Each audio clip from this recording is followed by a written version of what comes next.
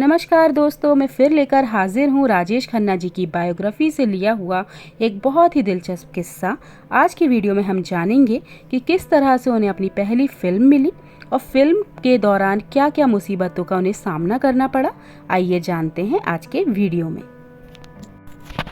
उस दिन जतिन घर पर ही था जब postman film fair United producer contest का सिलेक्शन लेटर लेकर आया था। खत पढ़कर उसकी आंखों में आंसू आ गए। आंसुओं की वजह से कुछ पल के लिए सब कुछ धुंधला सा लगा, लेकिन जैसे ही उसने आंसू पोंछे धुंधलापन छट गया और आने वाला अच्छा वक्त जैसे साफ साफ नजर आने लगा। पहली शूटिंग के ख्वाब तो सजा लिए थे, मगर अभी तक उसे साइन करने वाला पहला प्रोड्यूसर नहीं आया था। इस इंतज़ार में महीनों बीत गए। कुछ स्क्रीन टेस्ट भी हुए, लेकिन हर जगह उसे रिजेक्ट कर दिया गया। मशहूर फिल्म पत्रकार देवयानी चौबल ने इन दिनों में जतिन के साथ हुई एक मुलाकात का जिक्र करते हुए स्टार एंड स्टाइल मैगजीन के अपने कॉलम में लिखा, हमारा एक फोटोग्राफर बीरेन सरीन उसे अपने साथ लेकर आया था। बीरेन ने हमसे कहा, एक कलाकार की मदद करो, बेचारा संघर्ष कर रहा है, ये एक टैलेंट हंट का विजेता है। बीरेन के साथ खड़ा वो शख्स खामोश सा था। उसके चेहरे पर बहुत मुहासे थे और आंखें चुभती हुई सी थी। उन दिनों उन आंखों में मुस्कुराहट या दोस्ती नहीं थी, वो बस चुभती हुई थी। मगर उस दिन के बाद वो हमारे ऑफिस कभी नहीं आया, और यही वो बात थी जो उसे दूसरे फिल्म स्ट्रगलर से अलग करती थी। संघर्ष के दौर में भी जतिन का एटीट्यूड खास था। इसके बारे में बताते हुए देवयानी चौबल ने उसके साथ सी लाउंज में हुई कुछ और मुलाकातों का भी जिक्र किया। देवयानी के मुताबिक जतिन अपनी और फिल्मों की बातें करता था, लेकिन ये बताना भी नहीं भूलता था कि वो एक बड़े परिवार का इकलौता बेटा है और उसे नौकरी या पैसों की ज़रूरत नहीं है। देवयानी ने लिखा, वो अपनी बातचीत में कभी भी दूसरे स्टार्स का नाम तक नहीं लेता था। उसने कभी किसी कुमार या कपूर जैसा बनने की इच्छा जाहिर नहीं की। वो आपको किसी मसाला हिंदी फिल्म के हीरो की याद दिलाता था, एक लौता लाडला। इसी दौरान अंजू ने एक बड़ी फिल्म ज्वेल थीफ साइन कर ली थी, जिसमें उनका देव आनंद के साथ कुछ देर का सीन था। अंजू और जतिन ने साथ साथ एक ही ख्वाब देखे थे। अंजू ने उनकी तरफ पहला कदम बढ़ा लिया था। आखिरकार जतिन का इंतजार भी खत्म हुआ जब निर्माता जीपी सिप्पी ने जतिन का स्क्रीन टेस्ट देखा। इस घटना का जिक्र करते हुए जतिन ने कहा, जीपी सिप्पी ने मेरा स्क्रीन टेस्ट देखा और अपने बेटे निर्देशक रमेश सिप्पी से कहा, रमेश ये एक बड़ा एक्टर बनेगा, इसको साइन करते हैं। अगले ही दिन जतिन खन्ना को जीपी सिप्पी की फिल्म राज के लिए साइन कर लिया गया। फिल्म में उनका डबल रोल था। हीरोइन थी बबीता शिवदासानी। फिल्म के निर्देशक थे रविंद्र दवे। इसके कुछ ही दिनों बाद देव आनंद के बड़े भाई फिल्मकार चेतन आनंद ने अपनी फिल्म आखिरी खत के लिए जतिन को बतौर हीरो साइन कर लिया। फिल्म में उसकी हीरोइन इंद्रानी मुखर्जी थी।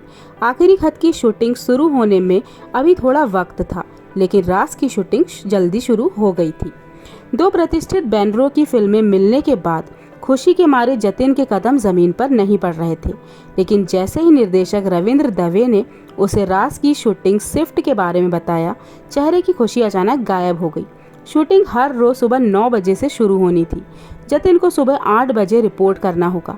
उसने अपने दिमाग के हिसाब लगाया कि 8 बजे शूटिंग स्टूडियो पहुंचना होगा। उसे कम से कम 6 बजे उठना पड़ेगा। सुबह जल्दी उठना जतिन के लिए नामुमकिन की हद तक मुश्किल था। इस वाक्य के बारे में जतिन ने बताया था, मैं सुबह उठ ही नहीं सकता। बचपन से ही मैं हमेशा देर से उठता रहा हूँ। मेरी माँ सुबह सुबह किसी को मेरे कमरे में घुसने नहीं देती थी। स्कूल में सारे टीचर मुझे लेट लतीफ़ के नाम से बुलाते थे। कॉलेज में हर कोई जानता था कि जतिन सुबह का लेक्चर अटेंड नहीं करेगा। मेरे लिए सुबह उठना बहुत ही ज़्यादा मुश्किल था। जब निर्देशक ने मुझे सुबह की शूटिंग के बारे में बताया तो मेरा दिल बैठ गया। शूटिंग का पहला दिन भी जल्द आ गया। पूरी यूनिट तैयार थी, लाइटिंग हो चुकी थी, कैमरा सेट किया जा चुका था। निर्देशक रविंद्र दवे पहला शॉट लेने को तैयार थे। जतिन को सुबह 8 बजे रिपोर्ट करना था, मगर अब 10:30 बज चुके थे और जतिन का कोई अता पता ही नहीं था। एक नए एक्टर से किसी को ऐसी उम्मीद नहीं थी। तकरीबन 11 बजे जतिन ने भागते भागते सेट्स पर एंट्री मारी। कई सीनियर टेक्नीशियंस के चेहरे पर गुस्सा साफ नजर आ रहा था। हर कोई उसे घूर रहा था। जतिन को भी घबराहट हो रही थी। टीम के एक सीनियर टेक्नीशियन ने फौरन निशाना साधा। अगर इस लड़के के तेवर यही रहे तो शुरुआत होने से पहले ही इसका पैकअप हो जाएगा। ये ताना सुनकर किसी भी नए अभिनेता की हवाइयाँ उड़ जाती, लेकिन जतिन का एटीट्यूड अलग था। ये बात सुनकर सफाई देने या डरने के बजाय वो नाराज़ हो गया। उसने ताना मारने वाले उस शख्स की तरफ वापस घूर कर देखा। जतिन ने उस घटना को ऐसे याद किया, मुझे वो सब देखकर डरना चाहिए था, लेकिन मैं डरा नहीं।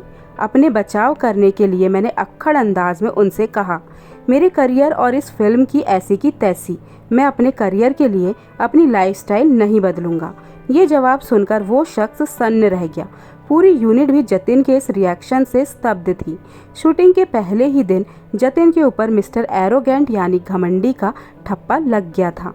दिल ही दिल में जतिन को भी अंदाज़ा था कि पहली शूटिंग पर ही ऐसा बर्ताव उसके करियर को ख़त्म तक कर सकता है, लेकिन वो ये भी जानता था कि शूटिंग पर हर सुबह जल्दी आने का झूठा वादा वो बार बार नहीं कर सकता।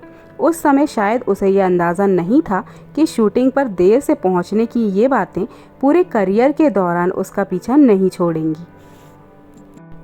तो दोस्तों, लगाते हैं आज के वीडियो को यहीं पर विराम। बहुत ही दिलचस्प किस्सा था दोस्तों। आज हमने जाना कि किस तरह से राजेश खन्ना को मिली उनकी पहली फिल्म और पहली फिल्म मिलते ही उन पर लग गया मिस्टर एरोगेंट का ठप्पा। आने वाले वीडियोस में जानेंगे कि आगे क्या क्या हुआ, आगे उन्हें किस किस तरह की फिल्में मिली, किस तरह से उन्हें सफलता मिली। आने वाले वीडियोस होने वाले हैं बहुत ही ज़्यादा इंटरेस्टिंग। तो होप कि आपको ये वीडियोस पसंद आ रहे होंगे। फिर मिलूंगी आपसे अपने अगले वीडियो में, तब तक के लिए नमस्कार।